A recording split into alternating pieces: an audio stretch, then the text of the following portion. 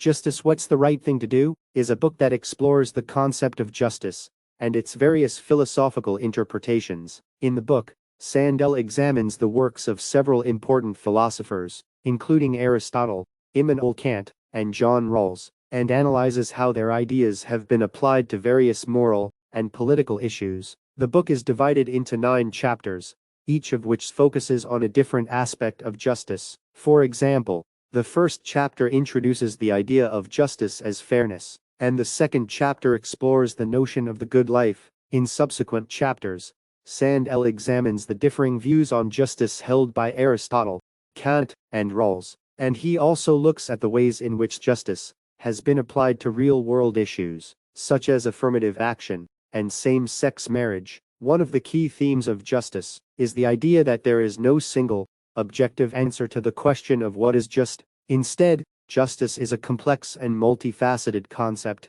that can be understood in a variety of different ways. Sandel argues that it is possible to find a common ground between different perspectives on justice by focusing on the underlying moral principles that drive different theories. Sandel explores the idea of justice as fairness, which he defines as a principle of equal treatment and equal distribution of resources. He looks at the works of philosophers like Aristotle, who believed that justice is rooted in the idea of a virtuous life, and Kant, who believed that justice is based on universal moral principles. Sandel also examines the theories of John Rawls, who argues that justice is a matter of maximizing the overall well-being of society, taking into account the interests of all individuals. Throughout the book, Sandel applies these theories to a variety of real-world issues, including affirmative action, same-sex marriage, and the distribution of wealth and resources. He argues that in each of these cases, there are different perspectives on what is just,